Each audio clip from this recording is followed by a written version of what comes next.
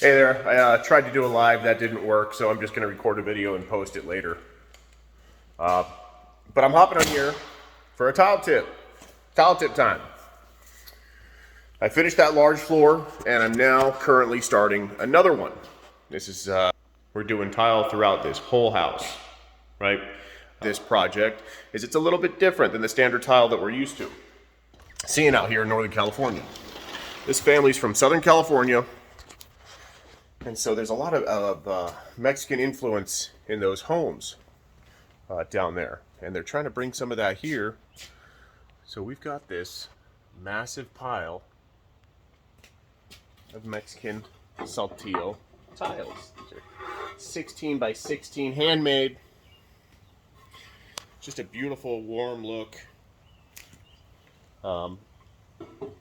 You just attack these different than the standard large format that you're seeing everybody else install. This is a large format saltillo tile, but what I'm hopping on here, let me get to the point. What I'm hopping on here to tell you about is floor flatness. Pretty slab here, and this floor is not flat in the slightest.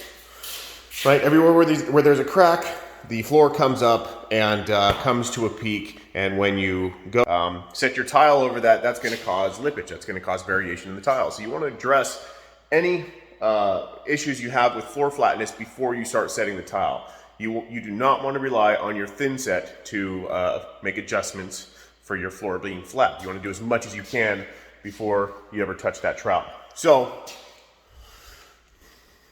a lot of the there are national standards for floor flatness, and a lot of it is dependent on the tile size and the grout size. The width of the grout size is going to allow for more variation. The larger the grout size, the more variation that's allowed. The larger the tile, the less variation that's allowed. It's harder to get those edges to meet up. I come over here and I refer to the NTCA reference manual, the Tile Man's Bible. And those tiles out there are 16 by 16. So I go 16 by 16, where you are, because it's saltillo, standard tile grout size that you see today is anywhere from 16th to 3/16. Very small grout joint sizes. With a handmade tile like this, there's so much variation baked into each tile that you're forced to have a larger grout joint.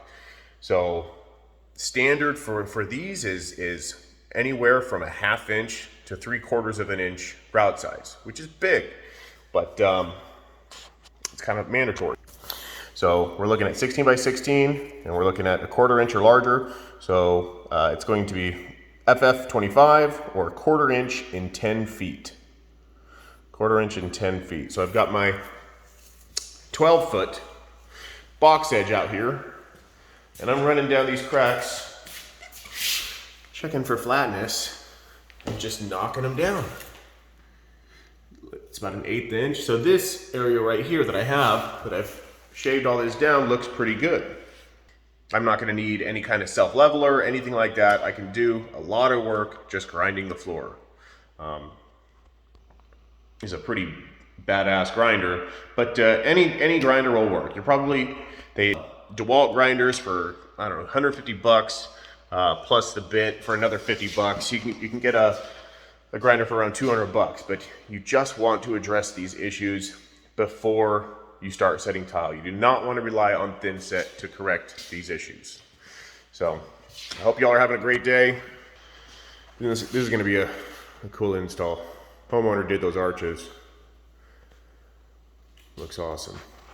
With that cool brick fireplace with that. Oh yeah, it's gonna look great.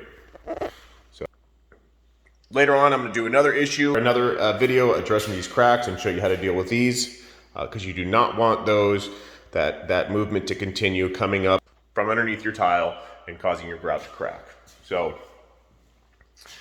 refer to the reference manual, you can Google it. A good rule is 1/4 inch in 10 feet. You want less than a 1/4 inch of variation in 10 feet to set your tile on, and that makes most tiles somewhat manageable. So I hope y'all are having a great day.